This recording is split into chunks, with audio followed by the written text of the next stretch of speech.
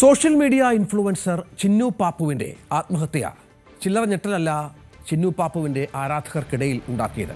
കാസർഗോഡൻ ഭാഷയിലൂടെ വളരെ പെട്ടെന്ന് തന്നെ ഒരുപാട് ആരാധകരെ സൃഷ്ടിച്ച, ഒരുപാട് ഫോളോവേഴ്സ് സൃഷ്ടിച്ച ഒരാൾ കൂടിയായിരുന്നു ചിന്നു പാപ്പു.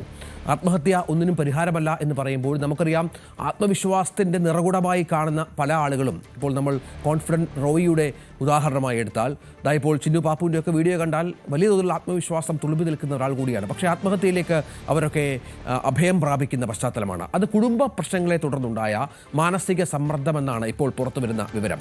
ഗ്രീഷ്മയുടെ ആൺ സുഹൃത്തിനെ പോലീസ് ചോദ്യം ചെയ്തു. ഇതിൽ നിർണായക വിവരങ്ങൾ കിട്ടി. ഇയാളുടെ ഫോൺ പോലീസ് കസ്റ്റഡിയിലെടുത്തു. മൊഴി രേഖപ്പെടുത്തിയ ശേഷം രക്ഷിതാക്കൾക്കൊപ്പം ഇയാളെ വിട്ടയച്ചു. ഈ ഗ്രീഷ്മ എന്ന ചിന്നു പാപ്പുവിൻ്റെ ഫോണും വിശദമായ പരിശോധനയ്ക്കായി പോലീസ് കസ്റ്റഡിയിൽ എടുത്തിട്ടുണ്ട്. കെ വി ബൈജു വിവരങ്ങൾ പങ്കുവെക്കും. ബൈജു, ഇന്നലെ നമ്മൾ ഈ വിഷയത്തിൽ സംസാരിച്ചപ്പോൾ പറഞ്ഞതാണ്, അവർ വിവാഹിതയായിരുന്നു, അതിനുശേഷം ഭർത്താവുമായി അകന്ന് ആൺ സുഹൃത്തിനൊപ്പം താമസമായിരുന്നു. അവിടെ ചില പ്രശ്നങ്ങളുണ്ടായി.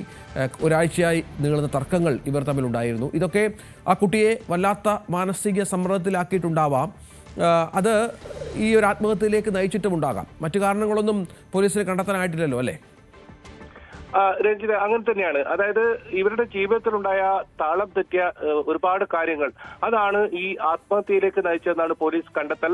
ആൺ സുഹൃത്തിനെ വിശദമായി ചോദ്യം ചെയ്തതിൽ നിന്നാണ് ഇത്തരം നിർണായക വിവരങ്ങൾ പോലീസിന് ലഭിച്ചത്. എന്തായാലും കഴിഞ്ഞ ദിവസങ്ങളിലെല്ലാം ഇതിൽ വലിയ ചർച്ചയുണ്ടായിരുന്നു. സമൂഹ മാധ്യമങ്ങളിൽ ഒന്നടങ്കം വലിയ ദുരൂഹത ഉയർത്തിയ ഒരു സംഭവമാണ്. ഈ സംഭവത്തിലാണ് ഇപ്പോൾ പോലീസ് ഇങ്ങനെ ഒരു കണ്ടെത്തലിലേക്ക് എത്തുന്നത്. അതായത് ആദ്യ വിവാഹം, അത് വേർപെട്ടതിലുള്ള മനോവിഷമം ഈ ഗ്രീഷ്മയ്ക്ക് കൂടുതലായി ഉണ്ടായിരുന്നു.